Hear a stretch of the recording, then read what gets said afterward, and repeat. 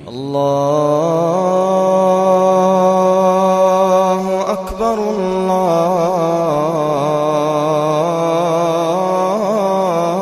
الله أكبر. السلام عليكم ورحمة الله وبركاته. وعليكم السلام. الحمد لله نحمده ونستعينه ونستهديه ونستغفره ونعوذ بالله من شرور أنفسنا وسيئات أعمالنا. من يهده الله فلا مضل له ومن يضلل فلا هادي له ولن تجد له وليا مرشدا. اللهم صل وسلم وبارك وكرم وعظم على سيدنا محمد وعلى آل سيدنا محمد الفاتح لما أغلق والخاتم لما سبق ناصر الحق بالحق والهادي إلى صراطك المستقيم وعلى آله وصحبه حق قدره ومقداره العظيم. رب اشرح لي صدري ويسر لي أمري واحلل عقدة من لساني يفقهوا قولي. سبحانك لا علم لنا إلا ما علمتنا إنك أنت العليم الحكيم. Yang pertama dan selalu wajib untuk kita utamakan tidak lain dan tidak bukan adalah puji serta syukur kita kepada Allah Subhanahu wa taala. Yang mana Allah taala telah menganugerahkan kita berbagai macam nikmat berlimpah rahmat yang andai kata kita coba untuk menghitung daripada nikmat Allah tersebut, maka mustahil bagi kita akan sanggup menghitungnya, saudara.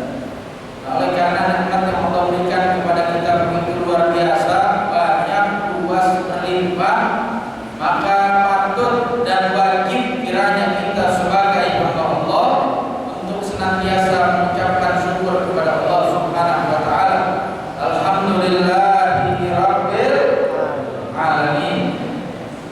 Dan yang kedua, tidak lupa selawat beriring salam kita haturkan kepada junjungan kita, teladan kita, kecintaan kita, haribahan kita yang akan menjadi memberi syafaat bagi kita semua kelak di hari kiamat, yang tidak ada syafaat dari nabi lain, tidak berlaku syafaat dari manusia manapun, bahkan makhluk Allah manapun sampai para malaikat tidak akan sanggup dan tidak berwenang untuk memberikan syafaat tersebut, melainkan hanya kepunyaan kita punya nabi, kepunyaan kita punya teladan, kepunyaan kita punya contoh, kepunyaan kita punya imam besar. Beliau adalah baginda kita, nabi kita tercinta Sayyidina Muhammad sallallahu alaihi wasallam. Semoga salawat dan salam senantiasa terlimpahkan kepada beliau, kepada keluarga beliau, kepada sahabat-sahabat beliau, sehingga insyaallah kita selaku umat beliau tidaklah kita pulang dari ini tempat, dari ini masjid dalam rangka kajian kuliah Ramadan ba'da zuhur, melainkan insyaallah kita bisa membawa ilmu yang bermanfaat. Amin ya rabbal alamin. Nah, dan juga tidak lupa salam penghormatan saya sampaikan kepada segenap jajaran, yaitu dari seluruh pengurus Universitas Mercu Buana, baik dekan maupun para dosen, juga seluruh dari jajaran DKM Masjid Jami' Manarul Amal yang pada kesempatan siang hari ini ikut menyemarakan, yaitu untuk memakmurkan waktu siang di bulan Ramadan dengan kajian ilmu pengetahuan agama. Adapun saya mohon maaf sebelum saya bicara karena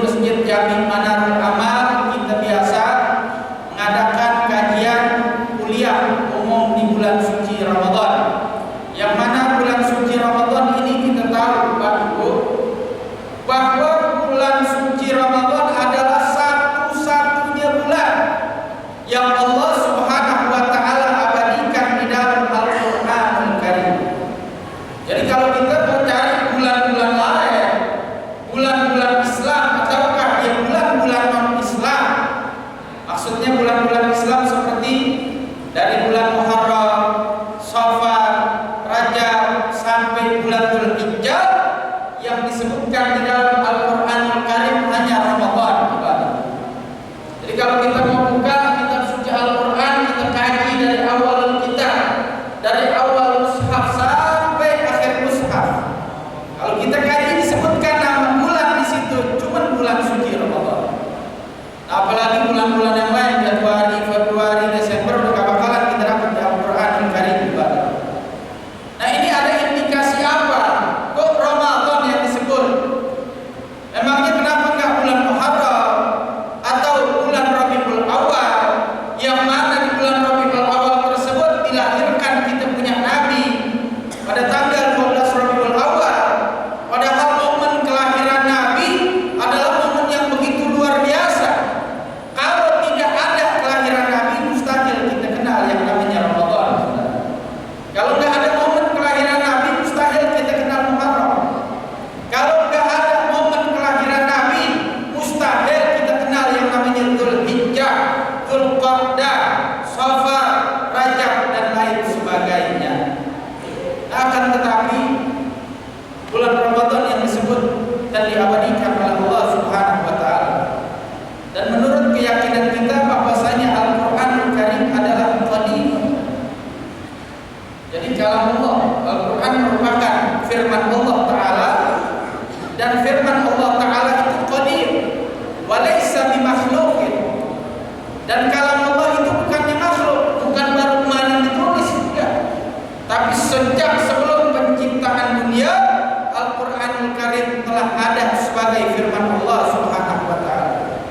Berarti di sini menunjukkan ada keistimewaan tersendiri, ada kekhususan, ada kemuliaan yang luar biasa di bulan suci Ramadan. Nah ternyata di bulan suci Ramadan tersebut fadilah pertama, syahrul Ramadan alladzi unzila fihi al-Qur'an. Di bulan suci Ramadan, di bulan ke-9 dari tahun Hijriah, di bulan tersebutlah diturunkan Al-Qur'anul Karim. Jadi Al-Quranul Karim diturunkan oleh Allah Subhanahu wa taala secara menyeluruh dalam konteks satu mushaf, kalau bisa kita bilang dari sama'id dunya ila baitil izzah, terjadi di malam 17 di bulan suci Ramadan. Nah itulah mengapa di setiap malam 17 kita sering mengadakan atau memperingati satu peringatan yang kita kenal dengan nuzulul. Karena memang Al-Quran diturunkan pada tanggal 17 Ramadan. Nah adapun kata ulama secara munajjam, secara terperinci satu persatu, ayat demi ayat, bahkan dalam konteks lebih besar, surat demi surat, itu diturunkan di malam Lailatul Qadar. Makanya di dalam ayat yang lain di surat Al-Qadar juga Allah Ta'ala berfirman, Inna anzalnahu fi Lailatul Qadri.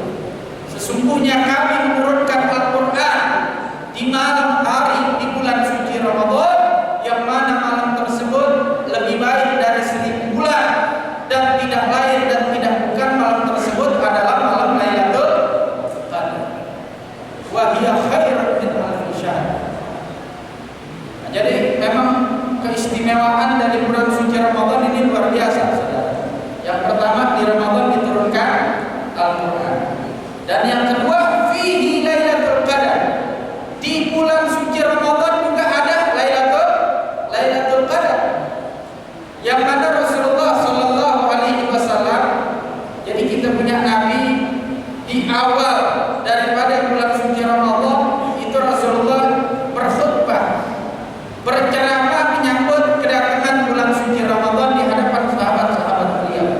Jadi kalau kita bisa bilang persis seperti posisi kita sekarang, yang mana Rasulullah khutbah di depan sahabat-sahabat beliau.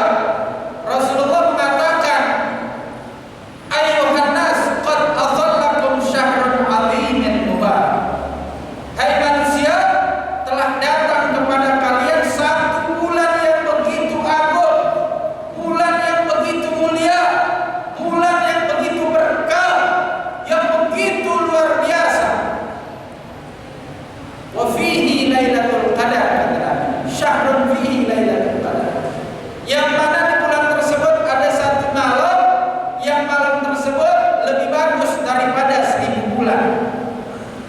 Ini kita udah maklum, udah sangat kita ketahui bahwa yang namanya malam Lailatul Qadar lebih bagus daripada 1000 bulan. Kalau dikalkulasi, Bapak Ibu, kalau kita kalkulasi yang namanya 1000 bulan itu kurang lebih sekitar 83 tahun.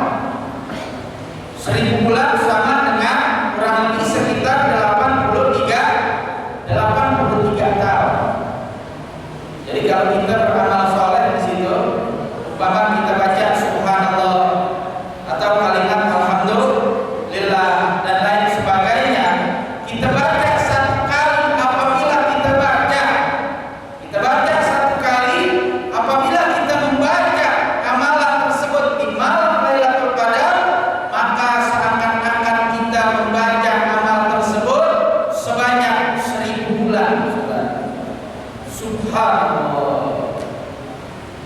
Jadi kalau kita lihat umur umat Nabi Muhammad SAW di zaman sekarang ini ma baina sittina wa sab'in.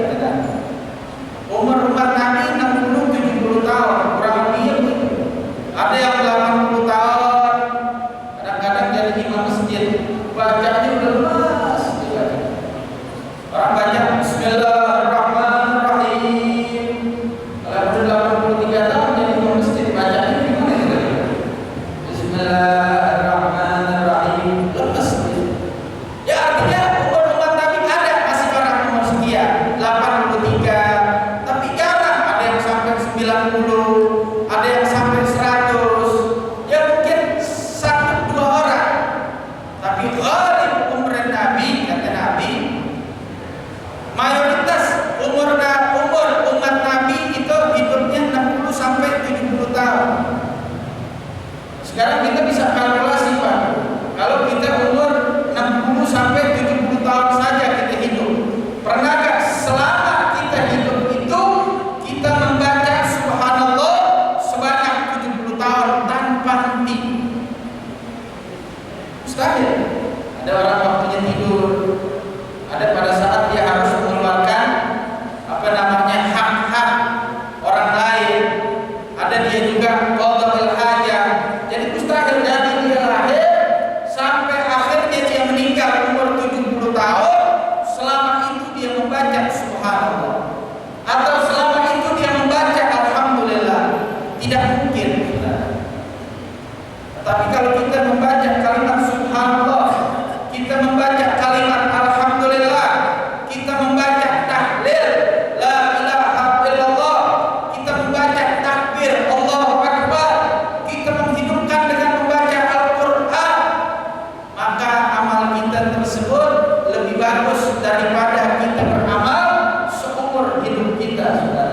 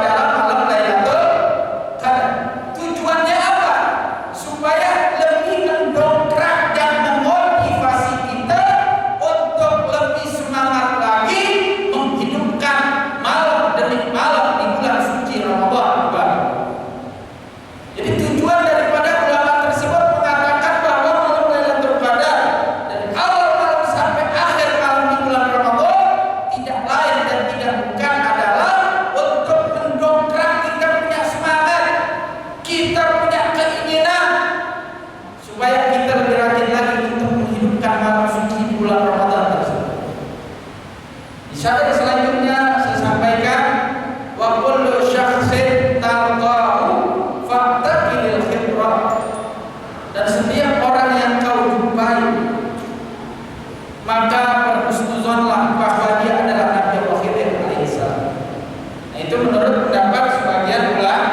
Nah, kalau kita mau cerita lebih spesifik lagi, lebih tertuju dan terarah lagi, bahwa di riwayat lainnya Nabi mengatakan yang dimaksud dengan malam Lailatul Qadar yang kita harus menjaganya fi ashril awakhir min Ramadan, di 10 malam terakhir di bulan suci Ramadan.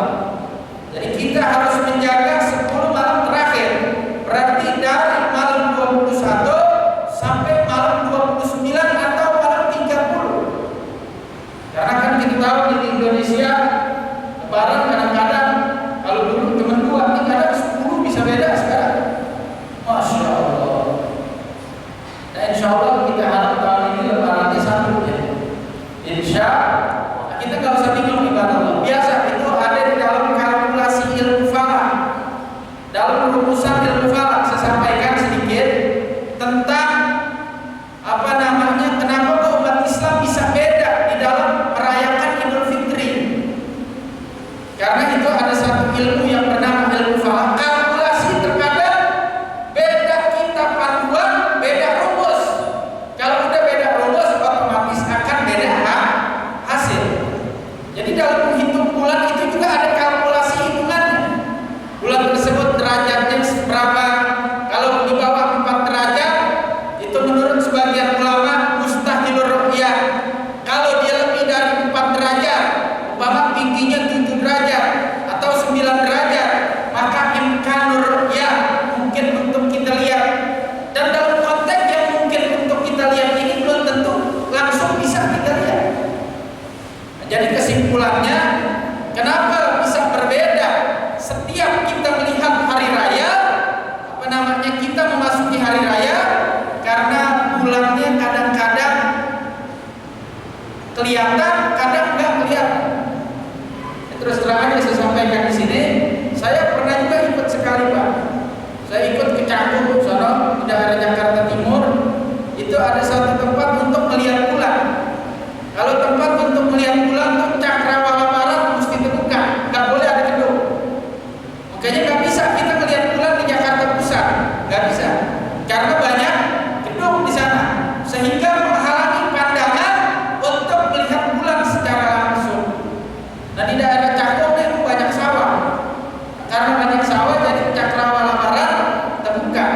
Kalau di Meruya kita yakin udah nggak bisa, sebab udah banyak bangunan. Sehingga ditunjuklah di Cakung. Itu yang bisa melihat kelihatan bulan datang.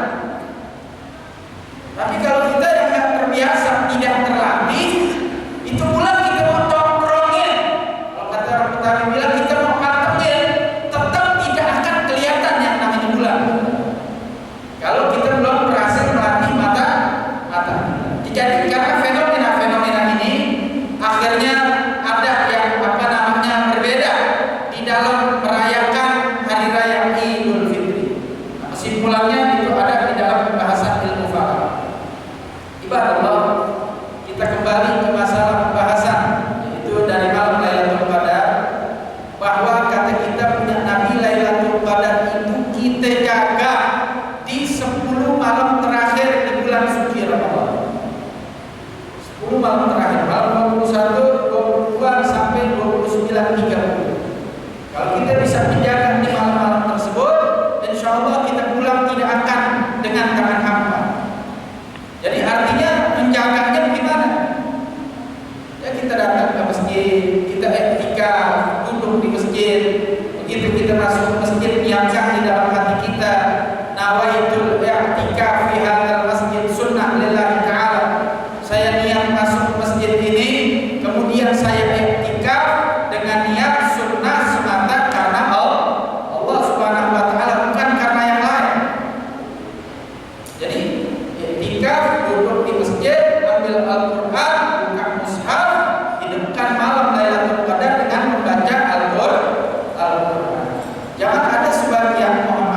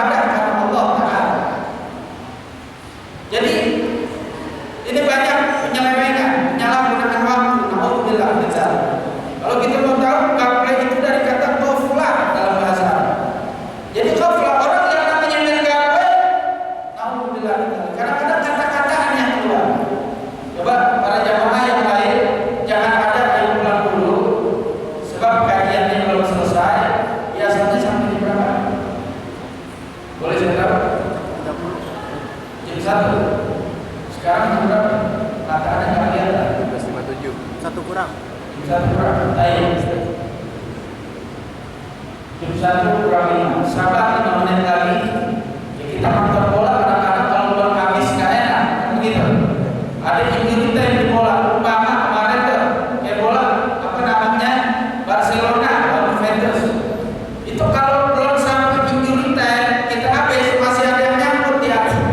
Nah kalau bisa kita dengarkan ceramah juga begitu saudara. Sebab duduknya kita di masjid ini apa namanya merupakan suatu amal ibadah kita yang kita dapat cuma duduk. Jadi dengan duduk dan mendengar kita pulang bawa pahala seabrek-abrek luar biasa. Satu-satunya tempat yang bisa kita ganti untuk melunturkan dosa-dosa kita. Saya ulangi, satu-satunya tempat yang bisa kita gunakan, tempat yang bisa kita gunakan untuk melunturkan dosa-dosa kita yang begitu banyak dan begitu luar biasa adalah masjid dan majelis taklim. Nah, kalau kita di pasar, di mall, apa namanya nonton bola dan lain sebagainya, kita sanggup berlama-lama. Kenapa pada saat kita menuntut ilmu gelisah? Alhamdulillah. Nah baiklah, kita kembali kepada pembahasan Lailatul Qadar tadi.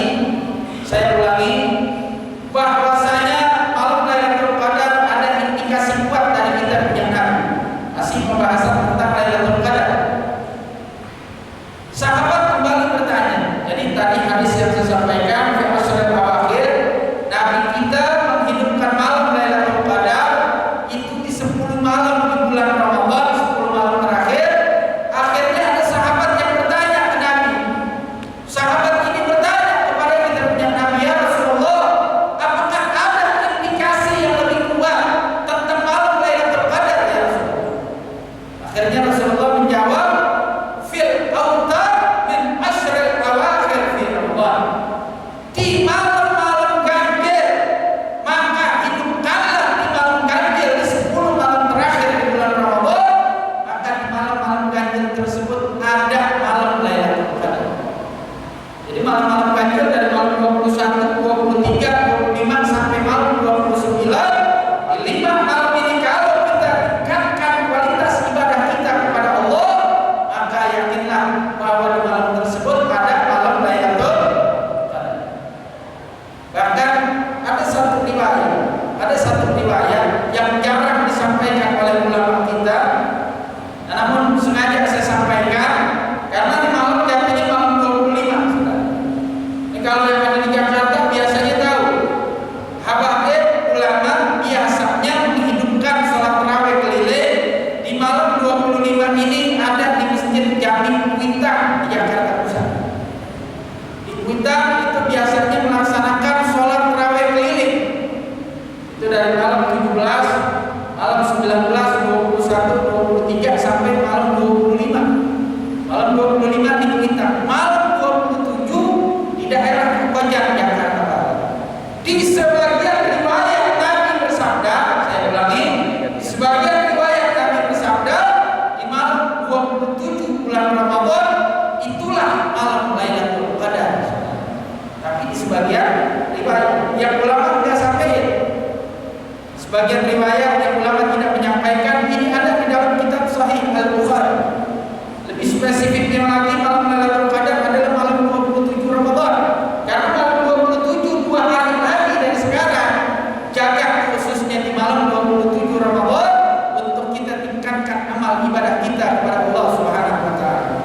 Itu Nabi Pak Bu, Bapak Ibu juga yang ada di sana, Nabi Muhammad kalau masuk 10 malam terakhir ya syuddu izar, dia ikat dia punya apa namanya perut dengan sarung beliau, wa ya'takif fil masjid, dan akhirnya Nabi Muhammad juga beriktikaf di masjid. Ya, dibangunin tuh istri-istri Nabi yang ada 9 dibangunin dengan Nabi, semuanya bangun ya ta'af fil masjid, ramaikan masjid dengan i'tikaf. Jadi kalau Nabi Muhammad malam-malam ganjil, malam ashrul awakhir, kalau Nabi di 10 malam bukan malam ganjil. Saya ulangi, Nabi ada di 10 malam terakhir di bulan Ramadan. Nabi mengencangkan perut beliau dengan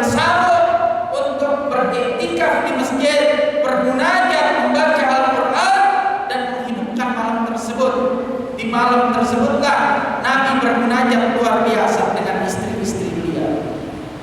Maksudnya bermunajat luar biasa, bagaimana bermunajat luar biasa? Nabi hidupkan itu malam sampai waktu beliau sahur dan sampai akhirnya beliau sholat subuh. Sudah. Coba kita bayangin dari sejak sholat isya kemudian sampai akhirnya beliau sholat subuh, itu ada berapa jam kalkulasinya kalau kita hitung? Sudah. Dari sejak sholat isya, andai kata isya jam 8, subuhnya jam 4, itu kalau dikalkulasi 8 jam Nabi duduk di masjid untuk menghidupkan malam di bulan Ramadan. Itu Nabi, Pak. Nabi yang benar gak punya dosa. Nabi yang tidak pernah berbuat maksiat, tidak pernah maksiat, dijaga oleh Allah dari perbuatan-perbuatan maksiat. Nah, kalau Nabi yang tidak pernah maksiat, tidak pernah berbuat dosa, menghidupkan malam di bulan suci Ramadan sampai datangnya waktu fajar, maka bagaimana dengan kita yang banyak salah dan banyak dosanya yang lalu? Jadi mestinya kita lebih rajin, lebih semangat lagi untuk menghidupkan malam Lailatul Qadar. Sebab Nabi yang udah gak punya dosa aja masih menghidupkan. Sayyidatina Aisyah radhiyallahu taala anha, di dalam satu hadis beliau diajarkan oleh Nabi, ya Aisyah, apabila datang malam Lailatul Qadar, ini juga bagi kaum ibu bisa didapat dan diamalkan. Apabila datang malam Lailatul Qadar, perbanyak baca doa, Allahumma innaka afuwwun tuhibbul afwa fa'fu anni. Jadi yang kita baca itu kalau menjelang kita berbuka, itu adalah bacaan Nabi yang Nabi ajarkan kepada Sayyidatina Aisyah radhiyallahu taala anha. Allahumma innaka afuwwun tuhibbul afwa fa'fu anni. Dan juga bagi anak muda saya himbau, kalau udah masuk malam bulan suci Ramadan, malam Lailatul Qadar, malam ganjil, yang kita jaga malam Lailatul Qadar tersebut, ini yang namanya handphone, baik dia Samsung, iPhone, apapun mereknya, taruh di rumah, jangan dibawa ke sini. Jangan. Akhirnya kita niatnya iktikaf ke masjid, bukannya iktikaf, kita capek baca Quran, jemu datang, buka handphone, malah update status Facebook. Alhamdulillah. Itu kadang-kadang anak muda ada yang begitu, Pak.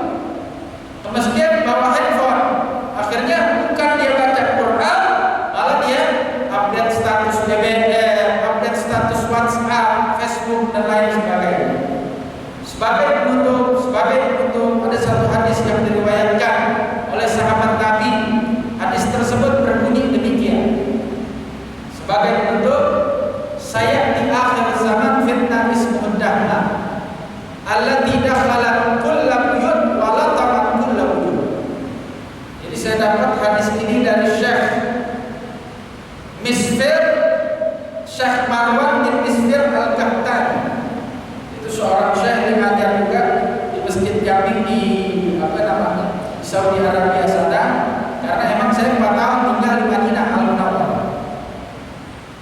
Disampaikan riwayat hadis ini, saya di akhir zaman fitnah ismuhud dahmah.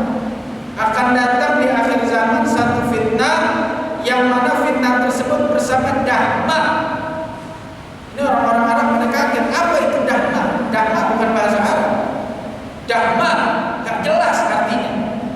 Diterangkan di situ, allati dakhala kulla buyut wa latamat kulla wujud. Yang mana fitnah dahmah tersebut datang ke setiap rumah, masuk ke setiap rumah orang Islam. Wa latamat kulla wujud, dan menempel setiap muka yang ada di dalam rumah umat Islam tersebut. Di fitnah dahmahnya, fitnah dahmah datang ke setiap rumah umat Islam dan ditempel muka orang-orang Islam tersebut. Ulama-ulama pada kaget dan heran, apa yang dimaksud dengan kata dahmah yang bukan bahasa Arab tersebut. Akhirnya ditafsirkan di zaman sekarang, maksud kata dahmah adalah al-internet. Internet masuk tiap rumah. Orang mana nggak ada pasang internet di ruangannya sekarang? Di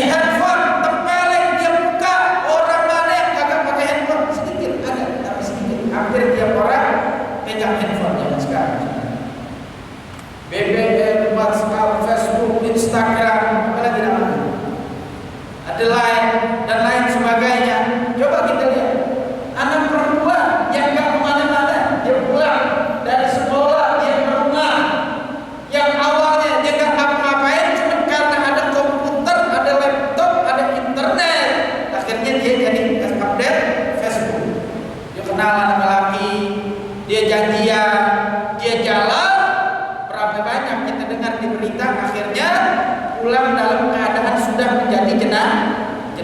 Kenalan sama laki, naudzubillah min dzalik, diguntingin nama laki tersebut, akhirnya dia bingung, bunuh diri, takut mau pulang ke rumah, akhirnya dia bunuh diri dan mati sebab dia kenalan dengan internet. Ini yang dibilang Nabi saya di akhir zaman, fitnah ismu mendakwah. Nah, tapi ibadah Allah, kita nggak bisa juga menafikan fungsi daripada internet, nggak bisa. Sebab berapa banyak urusan-urusan umat Islam ini bisa rapi, bisa menjadi bagus, bisa menjadi tertib, juga diaturnya lewat internet. Makanya dalam hadis tersebut Nabi mengatakan dengan kata fitnah. Nah, ulama mengatakan kata fitnah ini bagaikan pisau bermata dua. Pisau bermata dua dalam bahasa Arab silah itu hati. Pisau bermata dua, kalau kita gunakan untuk kebaikan, maka kita akan mendapatkan kebaikan. Kan Facebook bisa juga untuk dakwah, untuk menyampaikan hadis, menyampaikan ayat, menyampaikan riwayat dan lain sebagainya. Dan apabila kau gunakan Facebook dan lain sebagainya tersebut untuk amal perbuatan jelek, untuk kenalan dengan wanita yang bukan mahram, bukan istri kita, bukan keluarga kita, akhirnya jalan bermaksiat kepada Allah, maka fitnah tersebut telah menghantarkan kita ke dalam perbuatan dosa. Na'udzubillah.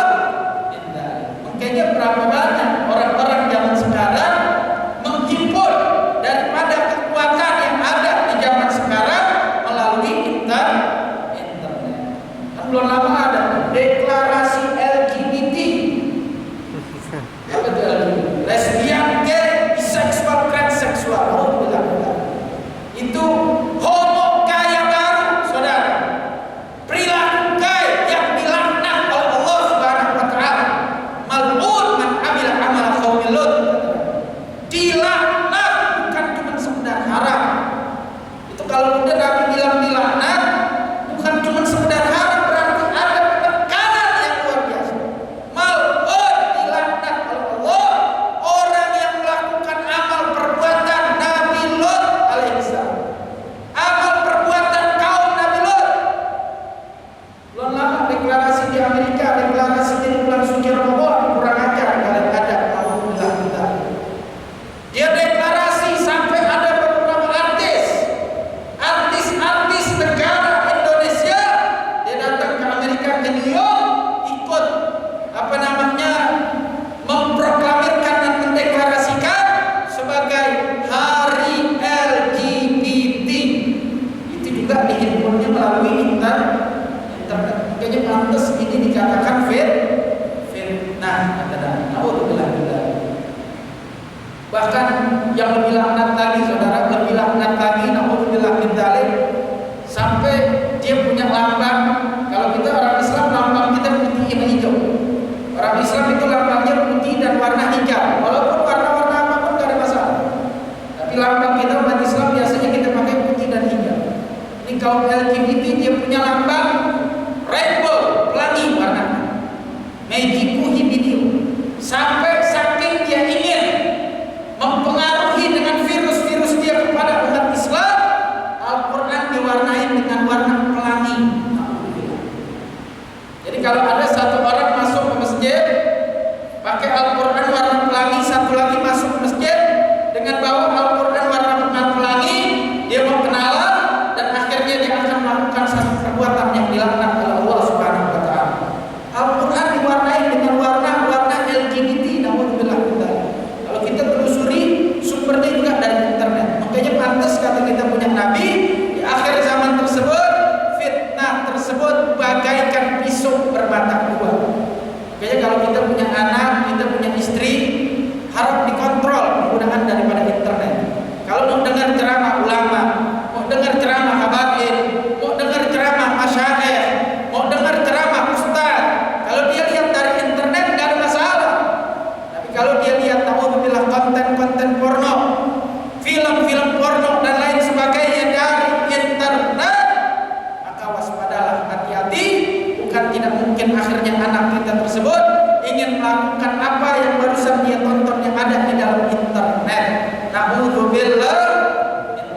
oleh karena itu Allah, pada akhirnya mari kita bersama berdoa agar Allah Subhanahu wa taala rapatkan barisan umat Islam.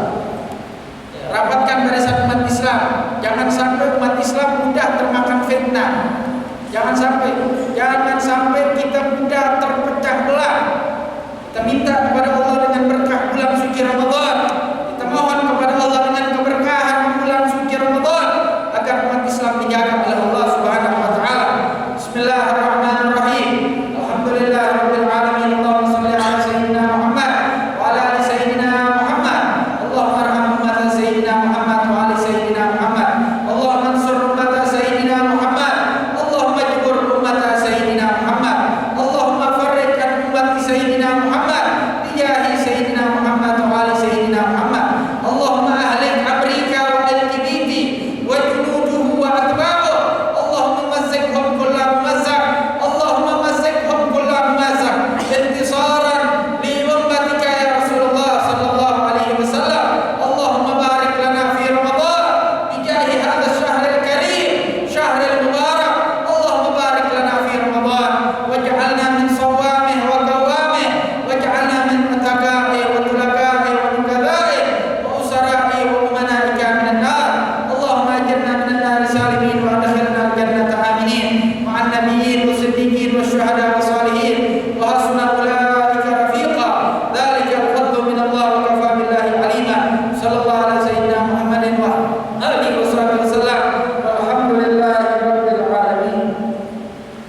Bapak Ibu, mohon maaf kalau dalam penyampaian saya ada yang kurang jelas, ada kekhilafan, ada kesalahan, ada ketidaktertiban di dalam penyampaian.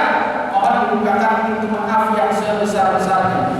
Karena memang Pak Bu, saya lama di negara Arab, jadi 4 tahun di Saudi, kemudian saya lagi belajar di Al-Azhar selama 4 tahun juga belajar di Jami'atul Azhar di negara Mesir. Jadi mohon maaf juga kalau bahasa Indonesia